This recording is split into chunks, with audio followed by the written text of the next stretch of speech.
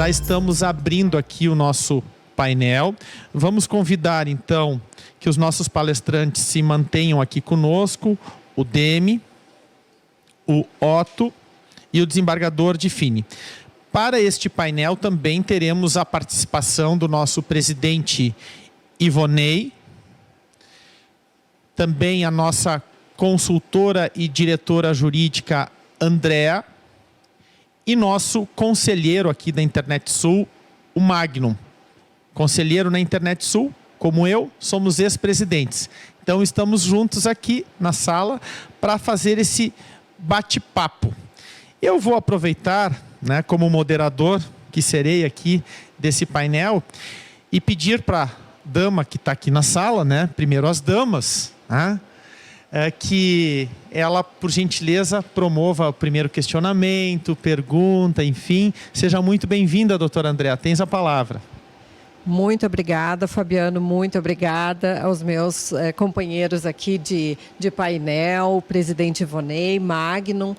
É uma oportunidade ímpar de ouvirmos autoridades desde ontem, cada um nos presenteando com conhecimento, com técnica, com soluções muito embasadas, que é o que nós precisamos no setor, para que os ESPs sigam fazendo aquilo que é a sua missão desde o início, que é levar conexão à internet, levar serviços de internet aos usuários e que, na fala do Demi, no início, foi um retrospecto histórico muito importante, quando ele nos mostrou, nos relembrou como esse setor se organizou para ser o que é hoje.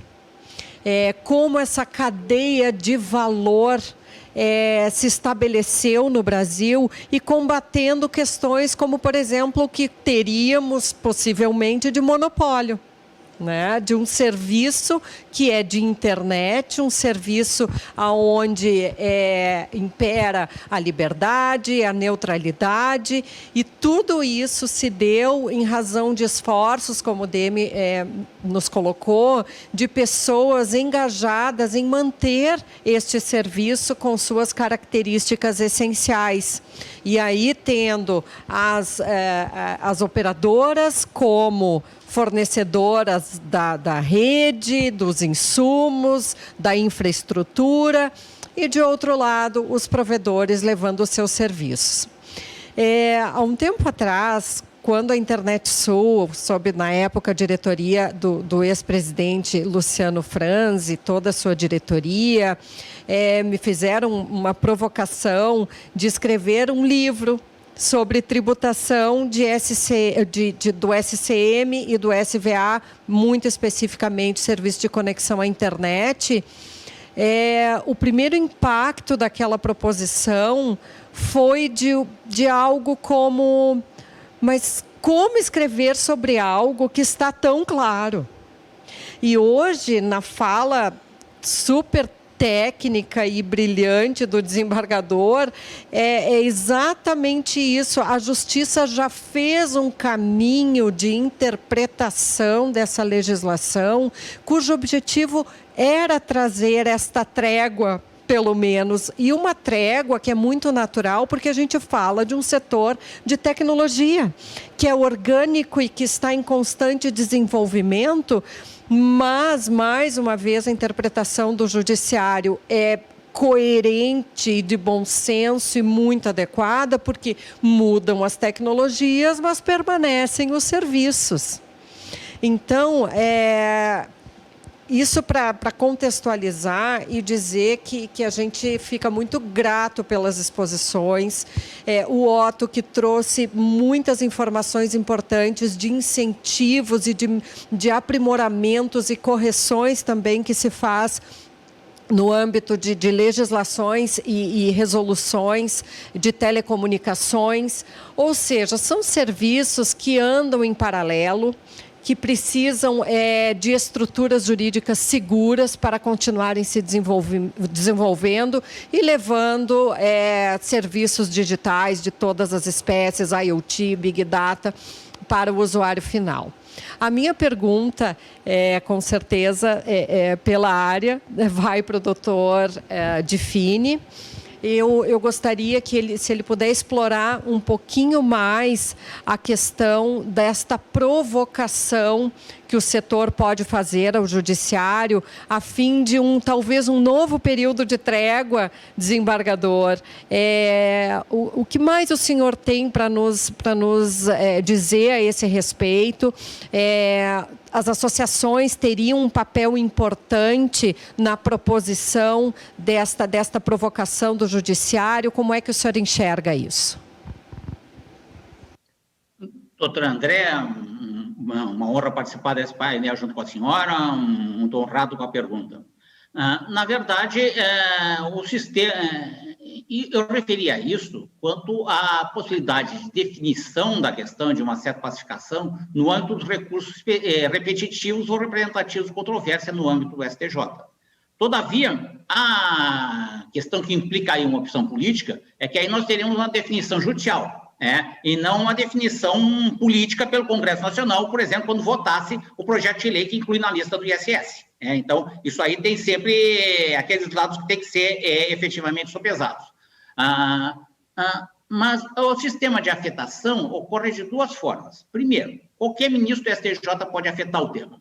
Então, se nos recursos específicos as partes interessadas fizessem uma provocação no sentido de que o tema fosse afetado, talvez pudesse haver a iniciativa de algum ministro do STJ de afetar o tema no âmbito dos recursos repetitivos, coisa que não é incomum, porque o STJ já passou dos 1000 temas. Uma época se dizia que a dificuldade é que havia afetação de um número muito grande de temas, eles acabavam não sendo julgados. O STJ tem conseguido mais ou menos julgar em prazo razoável, Por outro lado, essa proposta de afetação também pode ser feita pelos presidentes ou vice-presidentes dos tribunais locais, seja dos tribunais regionais federais, seja dos tribunais de justiça, quando encaminham, quando admitem recursos especiais e enviam ao STJ. Então, ali também poderia haver uma provocação das partes para que essa afetação fosse feita. Tem sido mais raro ser pelos tribunais locais, mas não é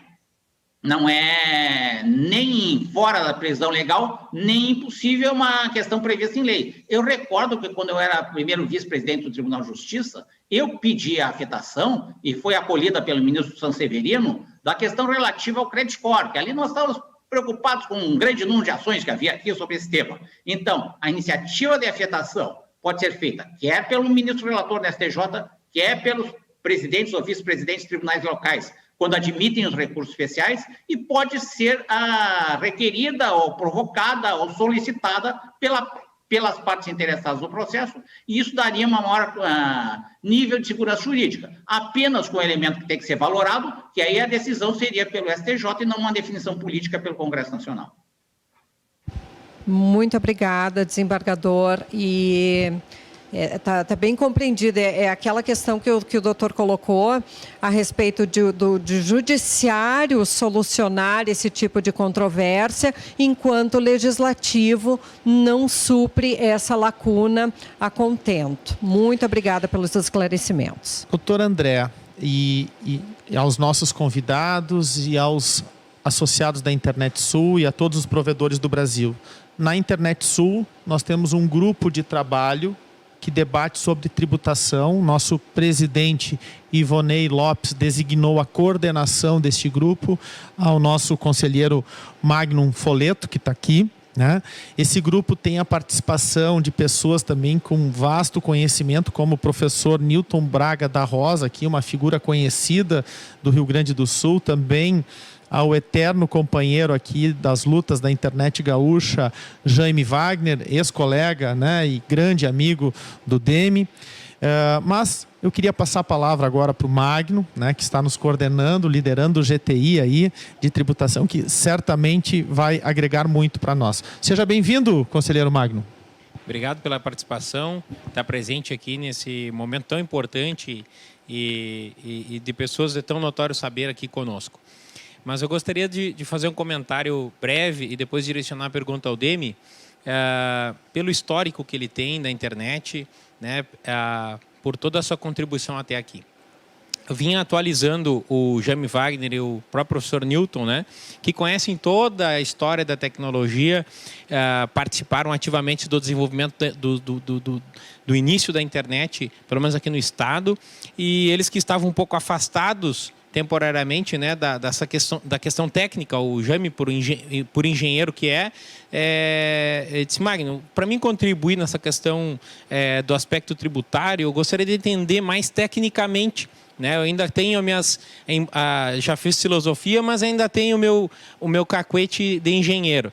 Então eu fui atualizá-lo, montei um pequeno material atualizando ele tecnicamente da diferença lá da época dos modems de escada a hoje, como funciona a internet por fibra ótica. E o Jaime, muito esperto, né, me fez uma sabatina bem grande a respeito disso, e ao fim ele concluiu, né, que tecnicamente, em termos de engenharia e funcionamento e até mesmo a maneira de colocar a rodar a internet, de fato não mudou.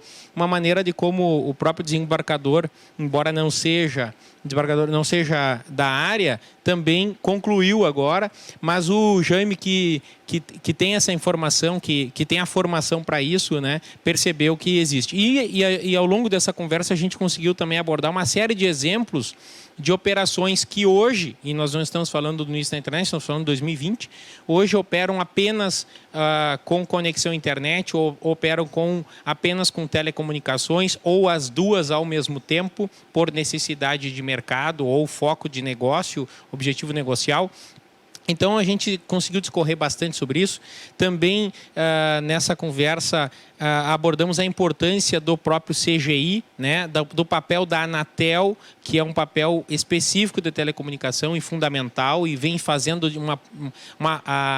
um processo de regulação que vem permitindo a internet, de fato, se universalizar no Brasil. E o papel fundamental que o CGI vem fazendo, que é um papel distinto, de manter a internet aberta, ela funcionando, operacional, e não conectada, e não dependendo apenas da telecomunicação, e sim utilizando como um meio. Demi, tu que está em plena ativa aí, para nós é um ícone aí da internet brasileira, deixar claro aqui para boa parte do público que está presente, que muitas vezes não tem a informação, muitos têm bastante tempo de negócio e operam nesse mercado, mas muitos estão entrando, né? Tem dúvidas sobre o papel fundamental que o CGI exerce, sobre a questão de endereçamento, de resolução de nomes, dos próprios pontos de troca de tráfego, CDNs. Tem uma série de ações hoje em dia que nada tem a ver com telecomunicação, mas que fazem a nossa internet funcionar muito bem e que têm respondido de uma maneira adequada, assim como países já de primeiro mundo. Então, se puder contribuir para nós, fazer esse contraponto também em relação à telecom e a importância da internet se permanecer como ela foi concebida e tem operado até hoje. Então, vou falar rapidamente, depois vejam para onde querem levar melhor. O BR foi registrado em 89 e é um serviço, obviamente, que não tem nada a ver com telecomunicações, é uma tradução de nome para número. O BR é anterior ao CGI.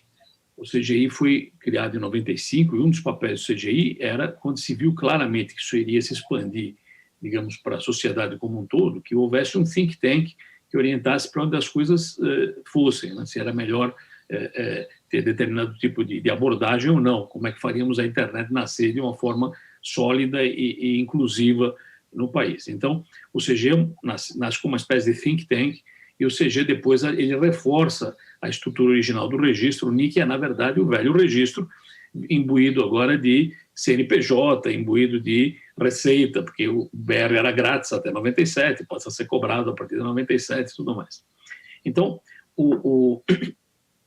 essa interação entre o que é a internet e o que é telecomunicações é, evidentemente, uma velha discussão. Só para mostrar, no começo das coisas, nós contratávamos dutos às empresas de telecomunicação e passávamos lá o protocolo que fosse passar. Quer dizer, o que passava no duto não era um problema das empresas de telecomunicação, e elas não vendiam o serviço com o protocolo. O protocolo era algo que você enfiava mais. Quando nós fizemos a conexão internet da FAPESP ao FERN, antes era inclusive BitNet, HAPNet, nós pedimos uma linha de 9.600, 4.800, depois 9.600 bits por segundo, e era uma linha ponto a ponto. Quer dizer, a única função das operadoras, evidentemente, no caso, era achar um caminho complicado pelo mar, como vai daqui até lá e tudo mais, entregar as duas pontas, e daí nós alimentávamos esse cano com RSCS, se fosse BitNet, ou DECnet, se fosse HAPNet, ou TCP/IP, se fosse internet. Quando se passou a notar que haveria um negócio importante na área, as teles entraram no processo nos Estados Unidos e também no Brasil. Aquele exemplo da Embratel mostra isso, que eu mostrei em 94, dizendo, olha, em vez de a gente ligar o ponto A ao ponto B, eu vou entregar isso já com algum tipo de protocolo embutido. Então, por exemplo, conexão à internet já entregue com TCP/IP e tudo mais. Então, existe aí uma interpenetração dos mundos que precisa ser vista com cuidado para que a gente consiga preservar os conceitos principais. Então, primeiro, números IP são coisas que vêm da velha IANA, acabou a versão 4, estamos na versão 6, segue do mesmo jeito. Serviços como o DNS, com as suas sofisticações, DNSSEC, etc. e tal, são serviços sobre a internet e que certamente não tem nada a ver com telecomunicações. Conexão à internet, na minha opinião, também é um serviço sobre telecomunicações. Agora, existem coisas que virão complicar essa discussão no futuro. Eu só vou dar um exemplo aqui.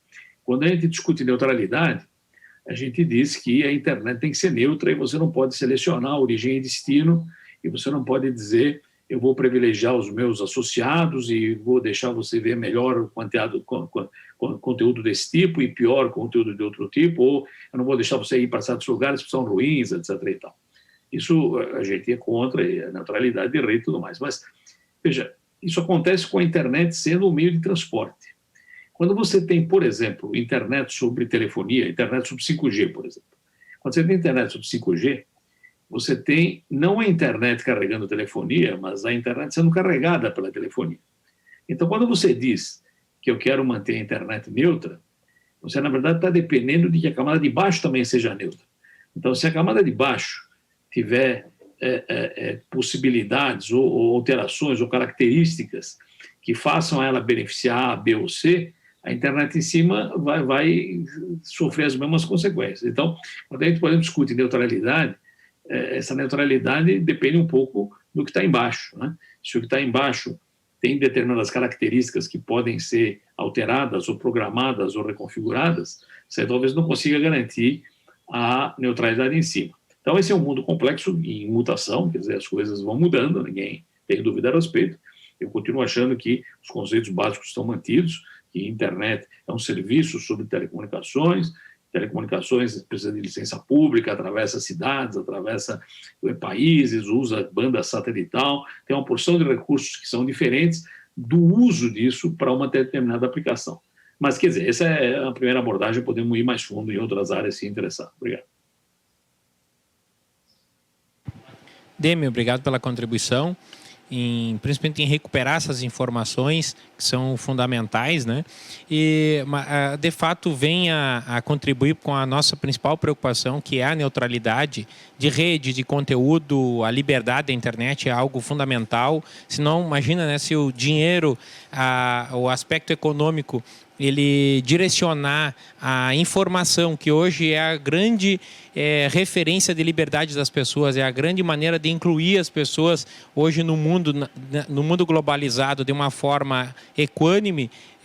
Nós estamos falando da liberdade da internet que a gente tem hoje, e no momento que a gente tem interferência financeira em cima disso, as pessoas perdem de fato a sua liberdade, até a sua maneira de pensar acaba sendo influenciado pelas novas gerações.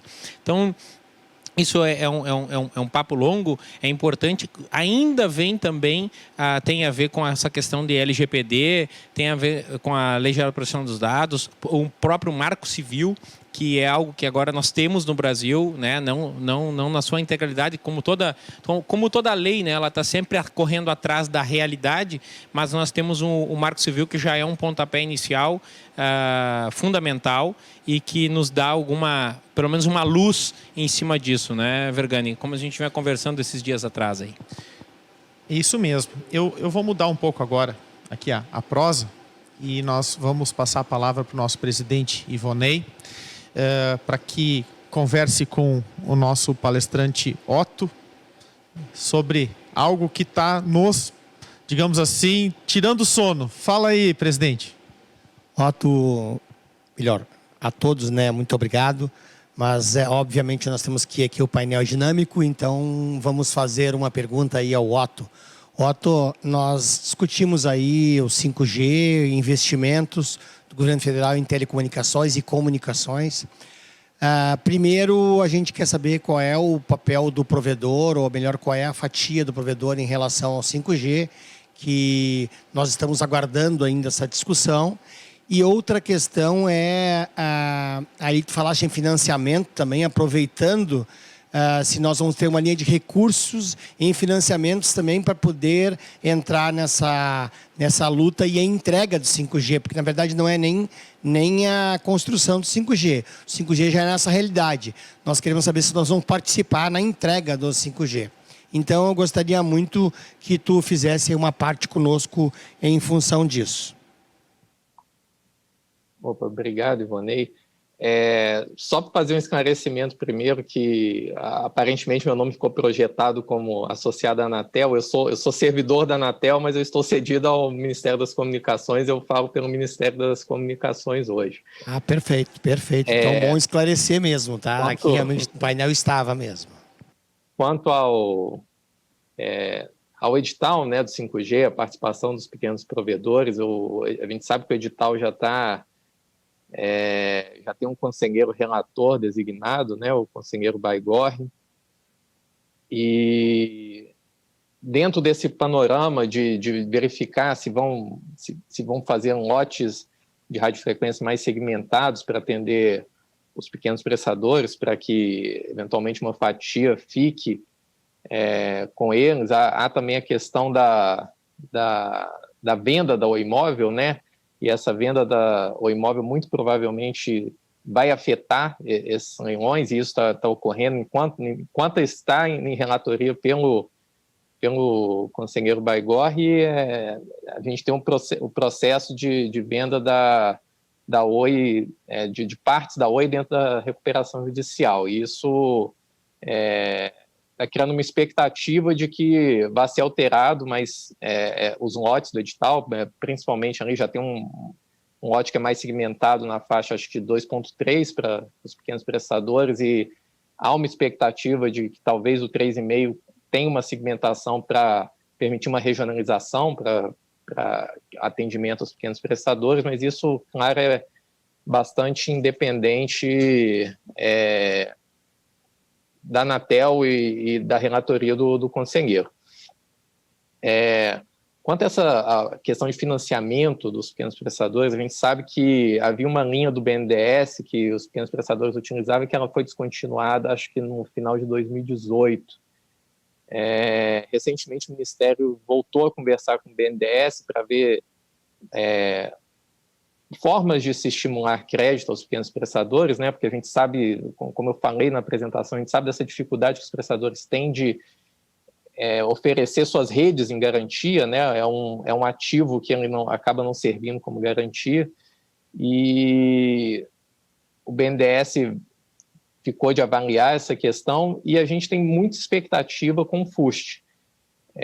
Com essas duas novas modalidades que o FUST, com a sanção da lei do FUST, que deve ocorrer na próxima semana, a gente espera que a modalidade reembolsável com as instituições financeiras pulverizadas, né, não vai ser só o BNDES, o agente financeiro do FUST, e com a possibilidade do FUST ser ofertado como garantia também para que os pequenos prestadores obtenham financiamento junto às instituições financeiras, a gente tem uma expectativa grande que haja um grande fomento das atividades, do financiamento para esses pequenos provedores. É a nossa expectativa, e espero que o BNDES também se sensibilize e consiga achar uma linha de crédito para os pequenos prestadores, independente do FUST, para que essa oferta de crédito seja bastante ampliada. Otto, sabe que painel É painel, né? A gente precisa se dar umas provocadas de vez em quando. O presidente Ivonei lhe fez um questionamento sobre a participação dos provedores no 5G. Gostei das tuas explicações, foram muito boas, muito obrigado. Estou brincando de forma muito respeitosa. Mas nós vamos ter participação, sim ou não? Resposta fechada. Deixei o Otto agora. Bem, como eu falei, o edital, principalmente na faixa de 3,5, isso vai depender da Anatel. Com essa questão da venda do imóvel, é bastante provável que haja uma fatia regional ali no 3,5 que vai poder ser utilizado pelos pequenos prestadores, e a gente sabe também que essa recente aprovação da regulamentação do Wi-Fi 6E, né, o Wi-Fi 6E, aí pela Anatel, a certificação dos equipamentos, que a possibilidade dos pequenos prestadores serem estimulados ao uso por conta dessa regulamentação e a consequente fabricação, certificação dos equipamentos, quando for concluída a consulta pública, a gente tem uma expectativa grande que os pequenos provedores efetivamente façam parte do ecossistema do 5G.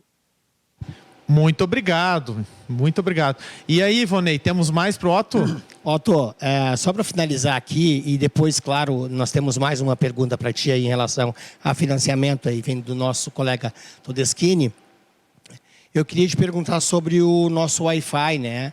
A próxima geração do Wi-Fi, que eu acredito que vai ser o grande divisor de águas aí para os provedores de internet, né? E se também nós vamos conseguir garantir, nós fizemos um documento, inclusive as associações fizeram um documento através do CGI, para a gente poder buscar, através do nosso conselheiro Rosauro, para buscar aí alguma coisa de frequência que garanta nós trabalharmos melhor nessa faixa do Wi-Fi 6. Aproveitando aqui, né? Claro que o Otto está totalmente conectado. Saiu na mídia ontem. A Anatel aprova consulta pública sobre o Wi-Fi 6, né? Só para facilitar aqui o Otto. Otto? Isso, era exatamente o que eu tinha mencionado do Wi-Fi 6, né? A faixa ficou ali, os 1.200 MHz foram confirmados, né? Então, isso já havia sido confirmado anteriormente para a Anatel. Ontem o que foi aprovado é a questão da certificação dos equipamentos. Havia uma certa expectativa e ansiedade que pudesse vir alguma limitação, mas o fato é que veio da forma como já estava. São os 1.200 MHz, né, que possibilitam canais ali de alta velocidade, se não me engano, até de 160 MHz, e acredito que isso é do interesse dos pequenos prestadores, né? Queres acrescentar também, Magno? Aproveitando, a gente vê exatamente como foi no passado essa dificuldade da infraestrutura, né? O Brasil, país continental, a dificuldade em se fazer capex, fazer investimento em infraestrutura, se fazer investimento em telecomunicação e, ao mesmo tempo, uma demanda muito grande de conexão. No início, lá no Discado, quem detinha toda a malha de linhas telefônicas eram os incumbents, as operadoras, e os provedores operavam em cima. Agora nós temos provedores que atuam fazendo telecomunicação e servindo a conexão à internet. Temos agora uma nova não uma nova, mas uma modalidade de provedores de conexão à internet que não fazem infraestrutura, né? Agora nós temos a própria Vivo estudando fornecer infraestrutura de telecomunicação para os provedores com rede neutra, a Oi com a Infraco, né, disposta a alocar sua rede de fibra ótica para os provedores poderem prestar o serviço de internet. American Tower já com casos práticos em Minas Gerais funcionando. Então nós temos provedores de internet que não fazem telecomunicação e provendo serviço de internet com aquilo que melhor sabe fazer, quer atender o cliente, quer entregar uma proximidade, um atendimento, uma qualidade de serviço diferenciada, conseguir, de fato, conectar mais não só a casa, mas as coisas da casa, aí entra toda a questão do IoT.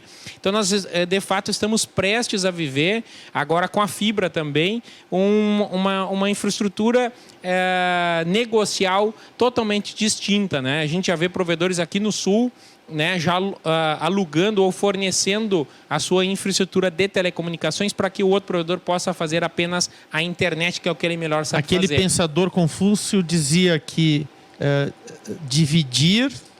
Puxa, agora me passou aqui. Mas dividir é inteligente, algo nessa linha.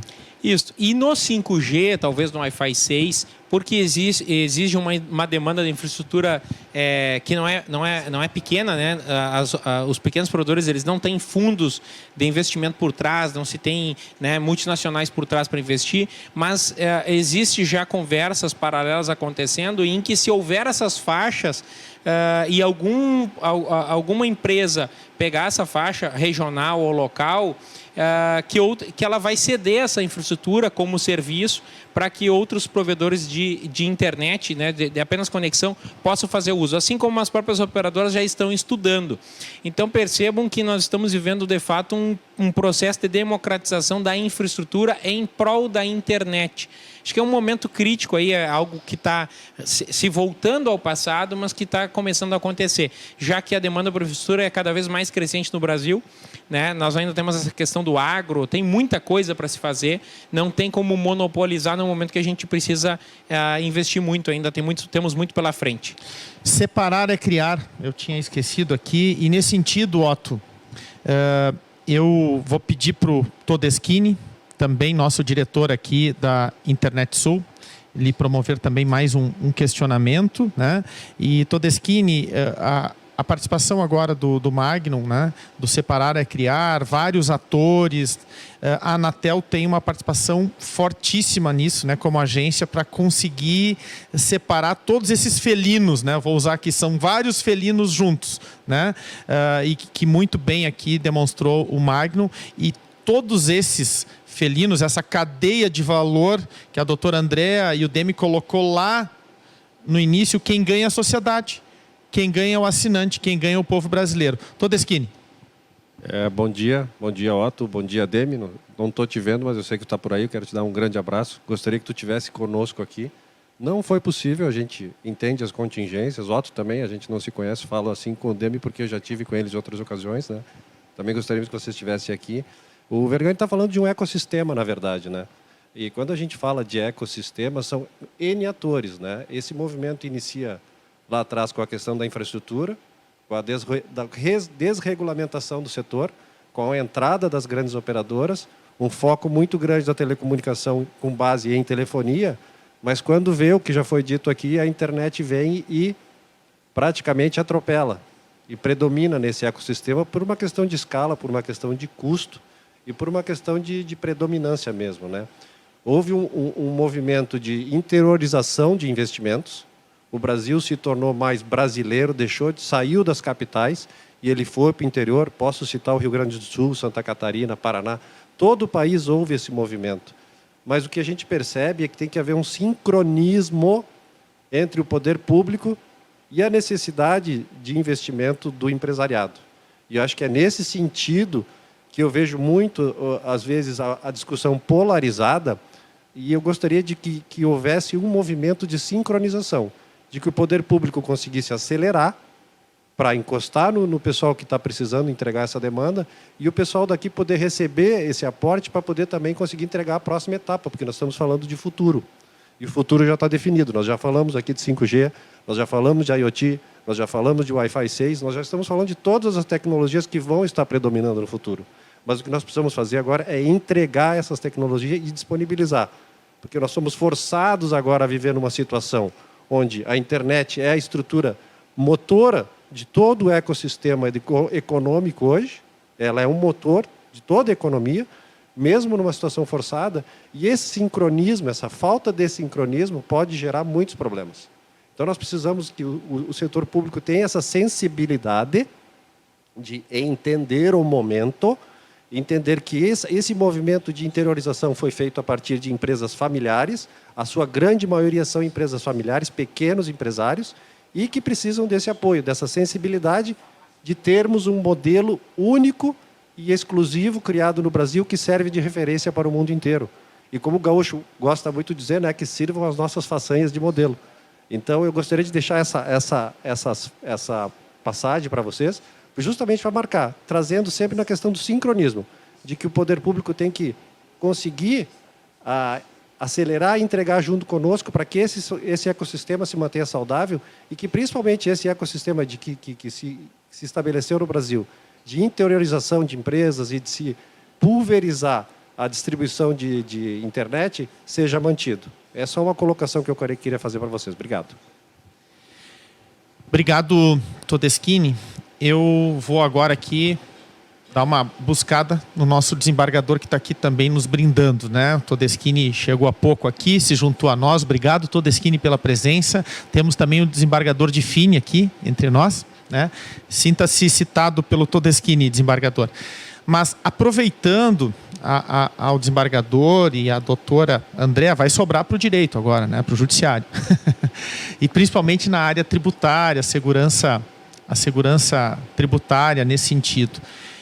Em um mundo de tantas transformações, desembargador e doutora Andréa, que o Magno aqui comentou vários atores, o ecossistema que o Todeschini disse, cada qual prestando o seu serviço.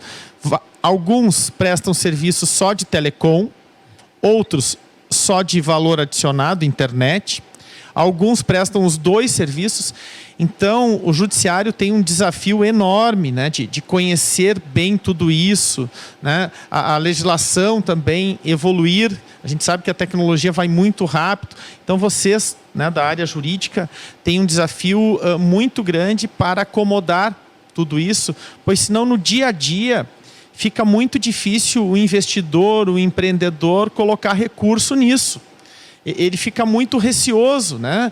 Ontem a gente falava aqui com o ex-governador Germano Rigoto, do estado do Rio Grande do Sul. Se não haver a reforma tributária, nossa, é muito complexo isso. Então, doutor André, eu estou te passando essa bola, né, para que você possa construir, organizar as ideias nesse sentido e perguntar ao Difine, né, montar um grupo de trabalho a várias mãos. Esse evento da Internet Sul está procurando isso. Ontem estava aqui o Ministério da Economia, o Ministério das Comunicações, hoje aqui a Anatel, Ciência e Tecnologia. Então, essa multipluralidade é muito importante porque nós somos o Brasil e nós temos que avançar. Muito obrigada, Fabiano. Bem ampla a tua contextualização e pegando um pouquinho o gancho também do que o Todeschini coloca, o fato é que a tecnologia e o mercado convergiram e agora fica o desafio para o poder público de convergir também todo o seu sistema e todas as suas regulações e entendimentos a fim de acompanhar o que o mercado já está fazendo, né? Enfim, trabalho há 20 anos com tecnologia da informação e depois comunicação e senti muito na pele isso acontecendo, né? E lá no início, quando eu trabalhava muito mais no setor de software e depois vendo o setor de comunicação, uma fusão entre os dois. Hoje, depois de tanto tempo, algumas situações assim mais complexas ainda nos colocam a pensar, puxa, deixa eu entender um pouquinho melhor a natureza jurídica desse serviço para colocá-lo no trilho tributário mais adequado. Mas eu gostaria muito de poder aproveitar aqui todo o conhecimento do desembargador e fazendo também um link com o que o Fabiano colocou ontem das palavras do nosso ex-governador a respeito da reforma tributária, desembargador. Qual é a sua sensação a respeito dessa necessidade do sistema como um todo e que impactos positivos, né, ou, enfim, na sua visão, talvez negativos, que pode ter, né, na nossa sociedade, em termos de desenvolvimento, em termos de segurança jurídica? Qual a sua visão a respeito? Está no mudo. Está no mudo. Obrigado, doutor André, pela pergunta, que é de um tema muito interessante. Eu acho que a necessidade de reforma tributária no Brasil é inequívoca. Por quê? Porque o nosso sistema tributário tem mais de 50 anos. O nosso sistema tributário é um sistema tributário que foi criado pela reforma tributária, que foi a emenda constitucional número 18 de 1965. Desde lá vieram 55 anos. As modificações que foram feitas, inclusive pela Constituição de 88, foram pontuais. Nós tínhamos o ICMS, nós tínhamos o ICM antes de 88, passamos a ter o ICMS, que agregou não todos os serviços, que continuam tributados pelos municípios, mas sim 2 serviços, de transporte interestadual e intermunicipal e de comunicação, e toda esta polêmica sobre se provedores de acesso à internet desempenham ou não serviços de comunicação se deu justamente por essa ampliação que houve do ICMS. Mas são modificações pontuais.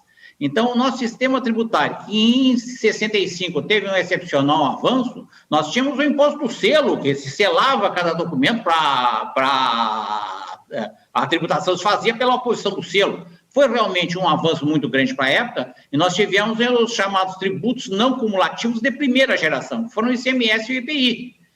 Mas hoje nós estamos muito atrasados com relação não só à tributação na União Europeia, quanto até no Uruguai, quando a maioria dos países usam o imposto do valor adicionado, enquanto o nosso sistema de não cumulatividade é um sistema que eu pago sobre o que eu compro, e eu abato, que eu pago sobre o que eu vendo, eu abato o ICMS que eu paguei sobre o que eu compro, o que até em serviços de comunicação seria particularmente difícil de fazer. O sistema de valor adicionado apenas tributa aquele valor que se adiciona numa determinada operação. Então, a nossa necessidade de reforma tributária é muito presente. Uma outra questão é a probabilidade. E eu devo dizer que, sinceramente, eu sou meio cético a isso. Eu leciono direito tributário na URSS desde 1987, então aí já se vão 33 anos. O que passou nesse meio tempo de propostas de reforma tributária que não foram adiante foi uma enormidade, Agora, de novo, se falou, mas até a reforma tributária não avançou neste ano. Eu vou me permitir ler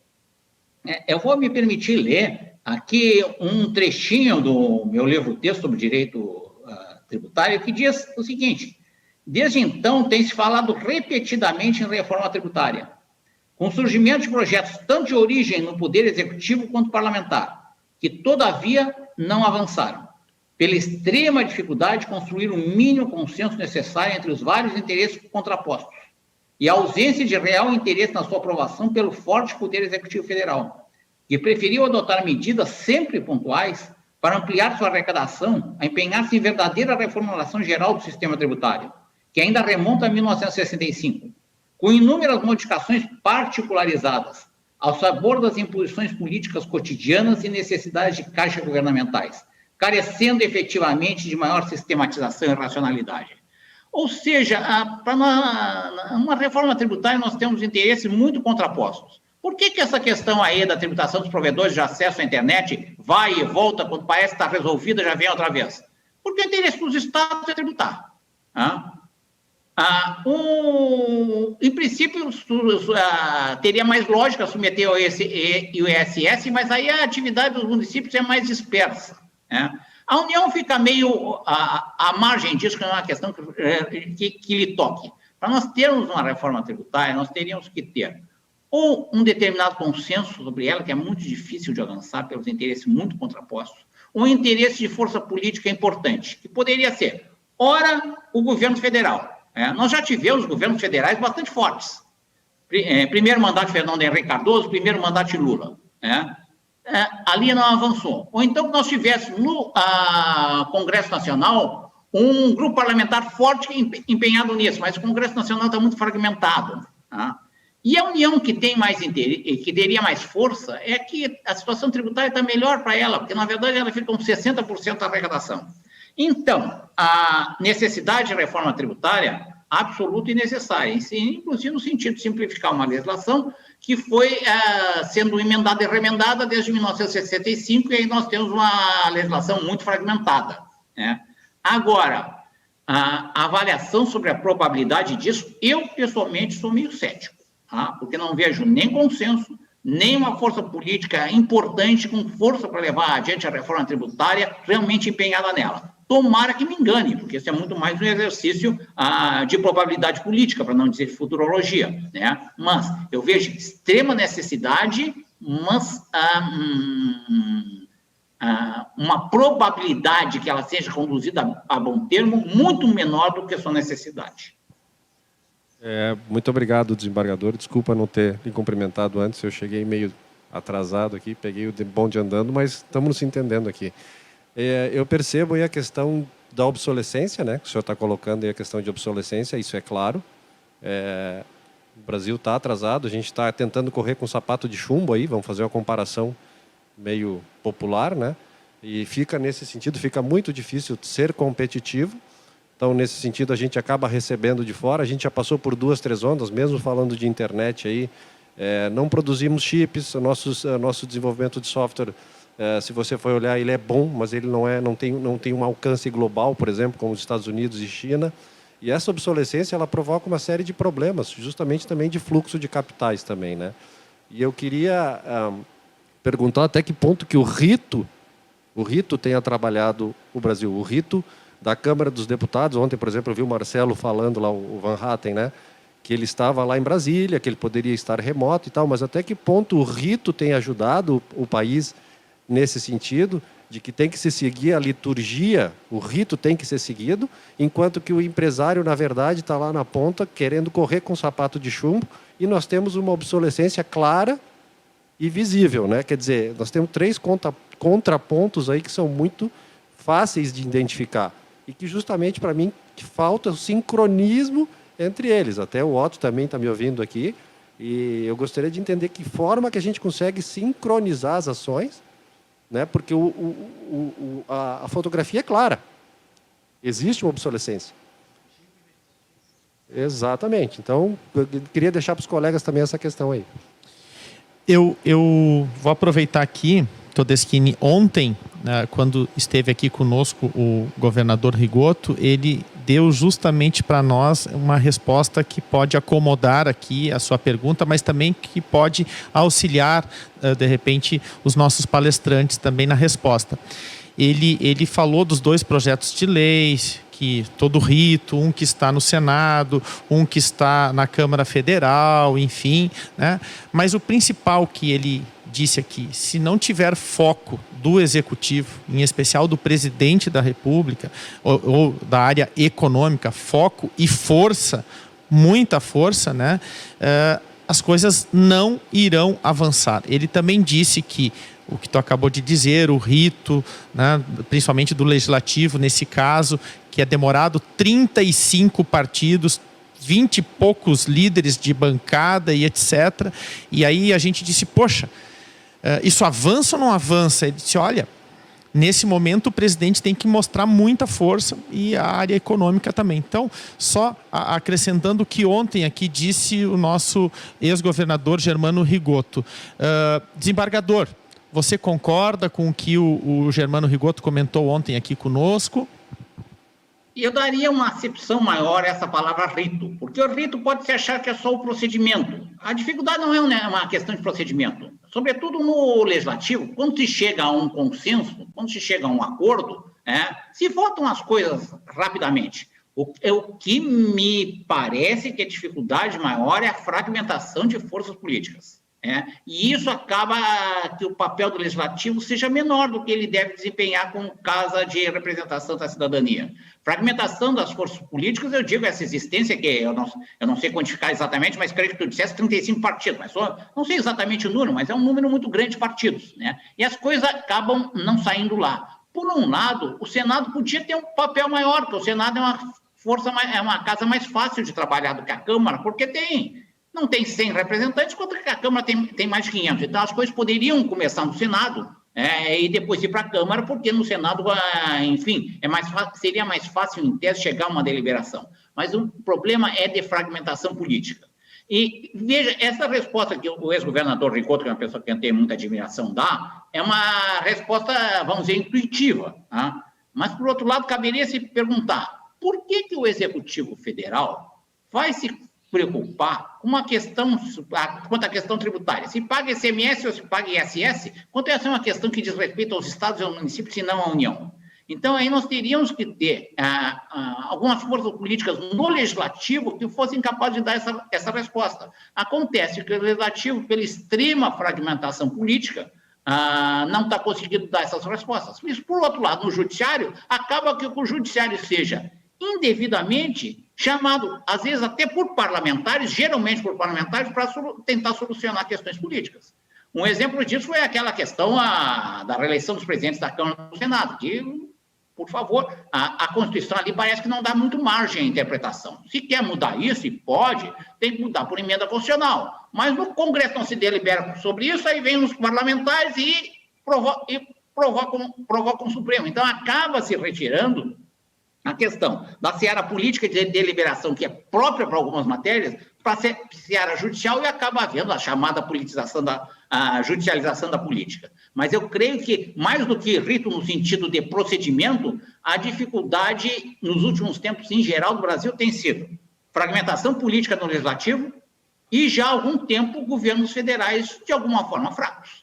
Eu disse que, no meu entender, os últimos governos federais que tiveram força política usaram para algumas coisas, não usaram para outras.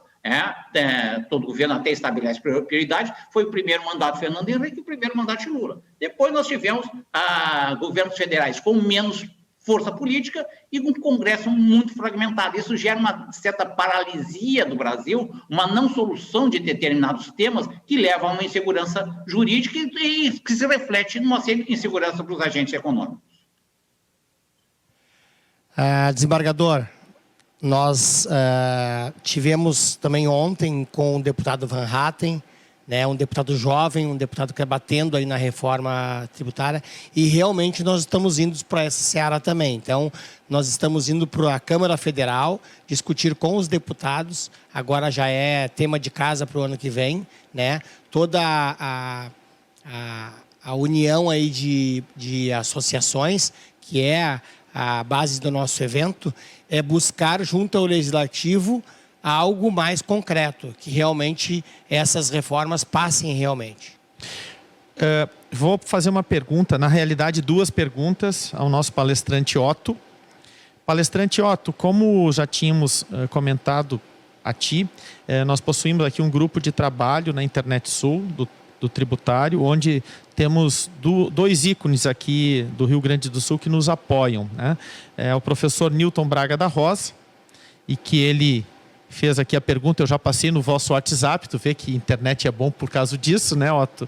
Mas a pergunta dele, o PL 172/2020 saiu do Senado e foi para a sanção presidencial, o que deve ocorrer rapidamente. O texto prevê a criação de um conselho gestor do FUST. Como estão as negociações para a composição desse conselho? Primeira pergunta. A segunda pergunta é do nosso colega Jaime Wagner, também aqui, né?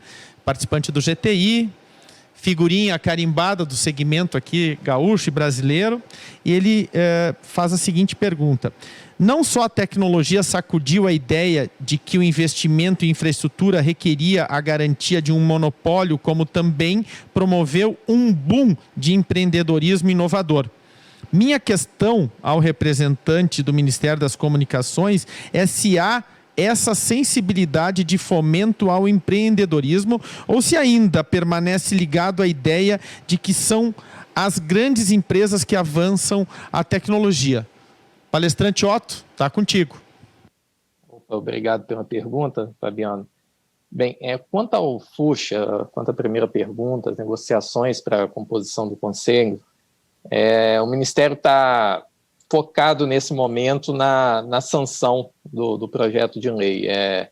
O projeto de lei teve algumas, vamos dizer assim, precisões técnicas orçamentárias que ele trouxe, e isso gerou um grande debate entre os ministérios, né? Na fase de sanção de um projeto de lei, ele vem para os ministérios para que a gente aponte eventuais vetos. E como teve um pouquinho dessas imprecisões, os esforços estão realmente concentrados em aprovar o FUST, né, sancionar a lei do FUST com alguns poucos vetos que vão ser necessários, e depois disso passar a se discutir a composição do Conselho.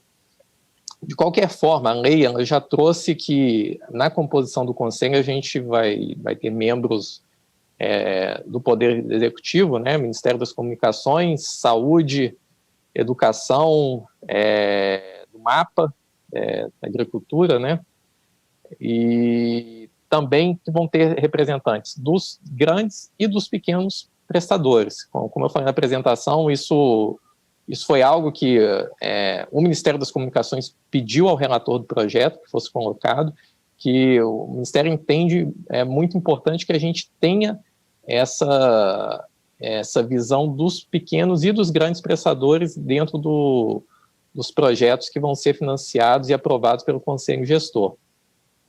E já emendando, né, com a segunda pergunta, há uma compreensão do Ministério das Comunicações que realmente os pequenos prestadores têm que ter meios de se financiar, e por isso eu falei tanto do FUST, falei de debêntures, falei de eventuais conversas que estamos tendo com o BNDES para se ampliar essas linhas de créditos, porque a gente entende que os pequenos provedores hoje, de fato, eles são os maiores responsáveis pela interiorização, principalmente das redes de fibra ótica no país.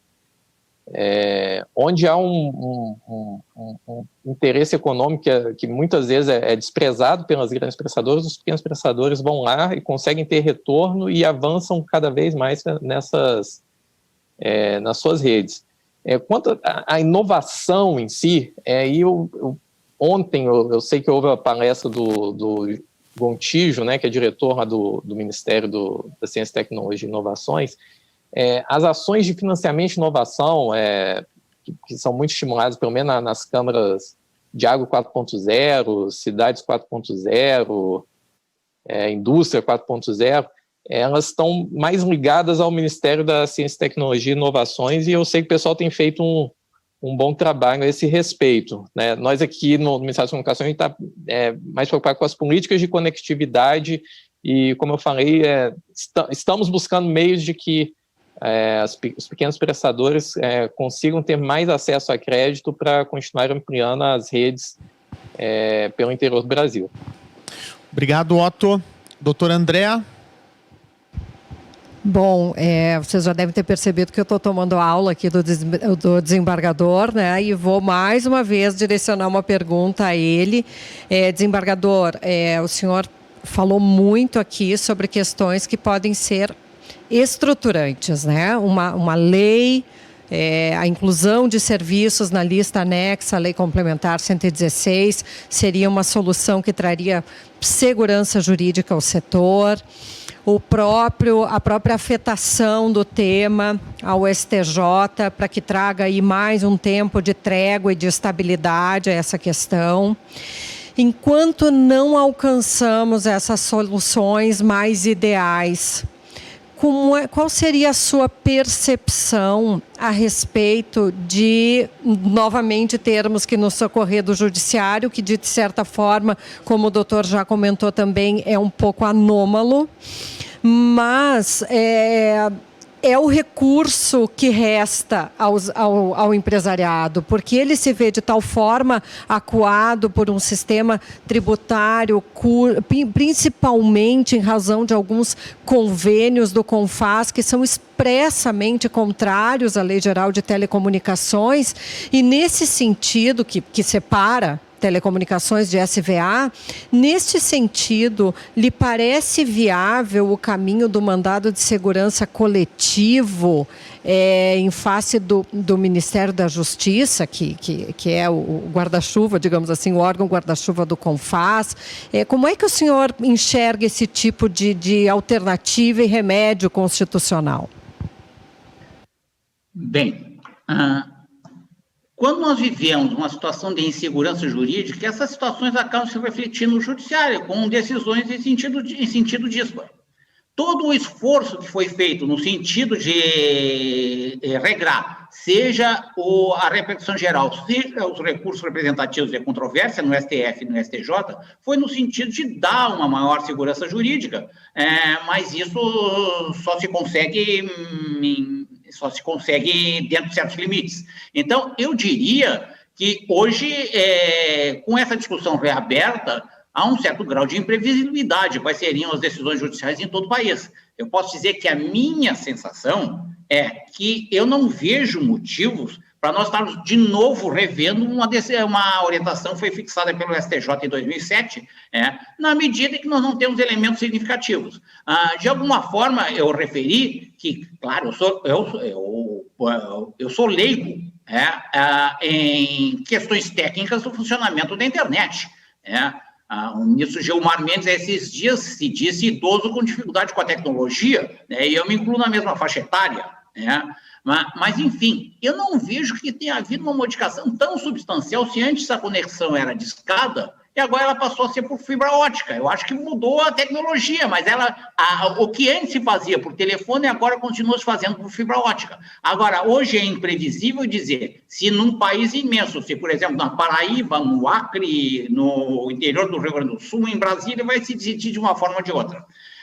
Já que a posição do fisco, bem expressa naquela solução de consulta, é que quando for expresso no contrato o que é serviço de acesso à internet e o que é serviço de comunicação multimídia, eu diria que, se for possível quantificar o que é um e é o outro com razoável segurança, essa seria, enquanto vige a situação de indefinição, a providência mais conservadora e acauteladora dos agentes econômicos do setor. Se eu consigo estabelecer com razoável segurança, isso aqui é serviço de acesso à internet, e isso aqui são outros serviços multimídias, bom, eu especifico isso no contrato, não vai ser tributado, outro não. Essa é a situação de mais segurança jurídica que se pode dar hoje, mas muito ao estilo das respostas em situações de insegurança, fica no C, se puder se quantificar isso razoavelmente, que é uma questão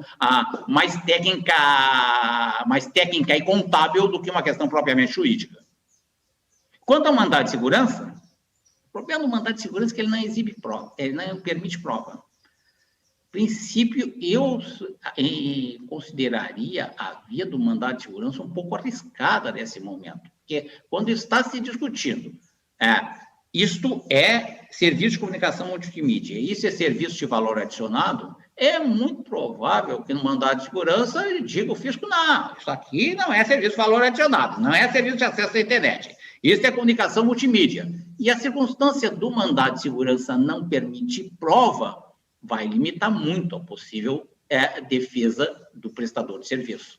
Então, me parece que com esta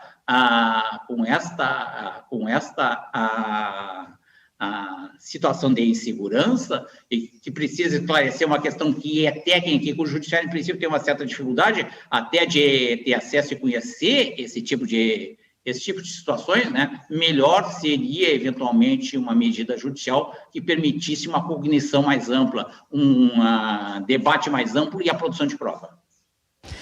Muito obrigada, desembargador. Então, assim, extraindo o sumo da sua percepção tão sensata, tão coerente, a empresa estar organizada em relação aos serviços que ela presta é o que mais pode lhe assegurar uma defesa ou um posicionamento. Se puder quantificar, pelo menos razoavelmente, o que é um serviço e o que é outro, porque eu não sei se há condições técnicas de fazer. E está aqui o nosso conselheiro Magno, que é expert nesse tipo de diferenciação. Nós temos um grupo de trabalho pela entidade aqui que atuou em mais de 10 empresas com amostragens, um trabalho técnico feito fiscal, contábil e de engenharia para conseguir criar um modelo para que as empresas possam fazê-lo. Também tem uma distância, às vezes, de conhecimento do próprio empresário, mas o trabalho que a associação vem fazendo é de disseminar isso aí através de um guia de boas práticas que já está rodando desde 2016, então a gente já tem alguns anos já com esse trabalho funcionando, através de um grupo multidisciplinar que foi estabelecido na época. Então, esse trabalho os associados e os demais provedores que estão assistindo pode se servir desse material para poder se embasar em cima disso e, a partir desse modelo, adequar-se à realidade.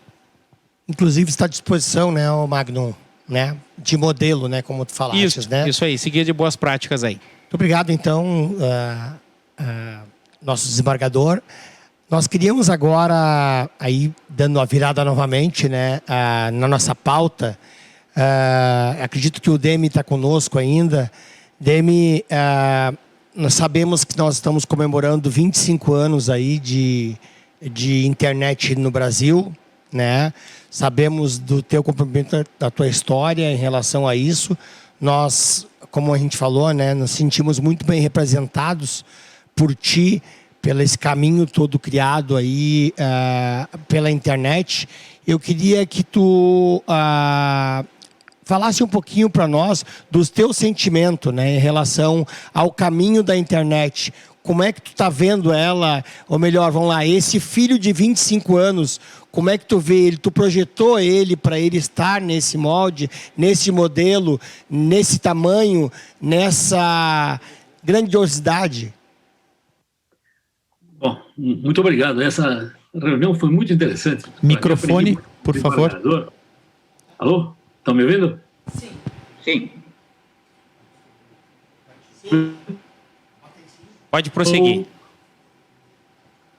Muito bem. Então, primeiro agradecer de novo o convite. Eu aprendi muito com o desembargador e com os demais palestrantes. É um tema realmente muito interessante, como a insegurança jurídica pode afetar as iniciativas de provedores e tudo mais. Em relação à pergunta do presidente, aí, que eu agradeço imensamente também, eu vejo que há algumas coisas que andaram mudando e que seria bom que, de alguma forma, a gente prestasse atenção. Uma delas é a seguinte: no começo dos tempos, né, a internet era uma grande fonte de informação e você cavava lá para achar o que você queria. Depois apareceram os buscadores que nos ajudaram a cavar. E hoje a coisa inverteu, quer dizer, com os algoritmos, com digamos, a prospecção dos nossos interesses, né?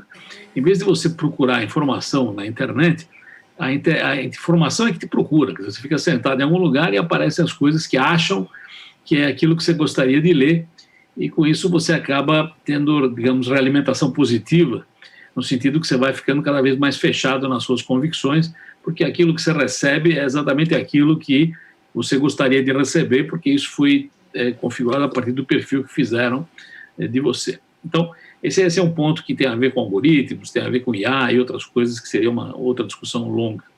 Mas do ponto de vista comportamental, eu acho que nós também nos acomodamos com essa história de não ter que procurar as informações.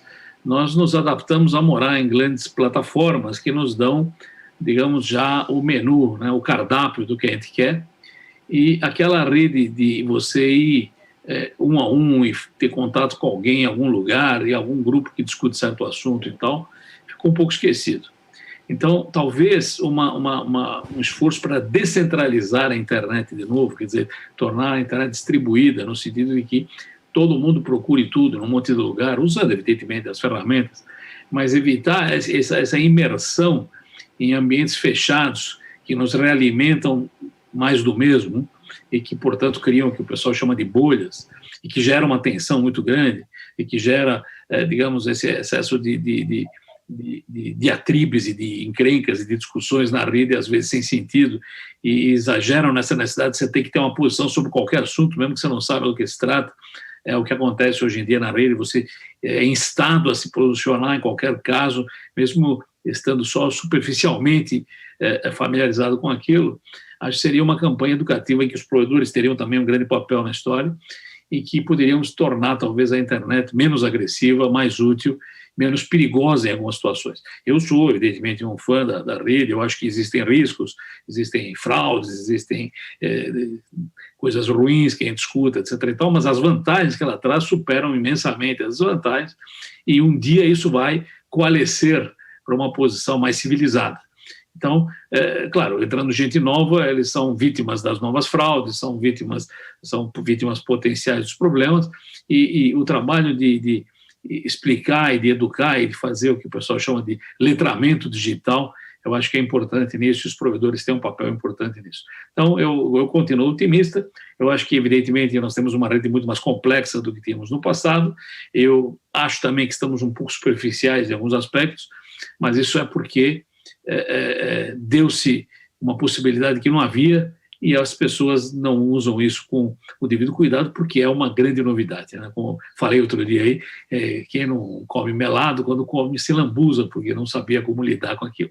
Então nós estamos de uma forma meio lambuzados de internet, mas eu acho que é uma grande vantagem continuar lambuzados. Então, muito obrigado. É verdade. E aí tem vários aspectos aí, Demi, que a gente pode levar em consideração. Muito boa a tua colocação. Acho que cabe sim uma campanha aí de conscientização, que o NIC e o CGI são muito bons nisso, né?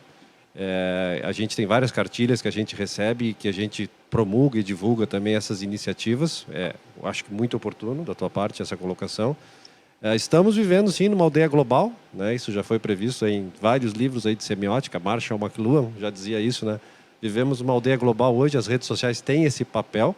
Estamos todos interconectados e compartilhando ideias também, né? E às vezes compartilhando ideias inapropriadas.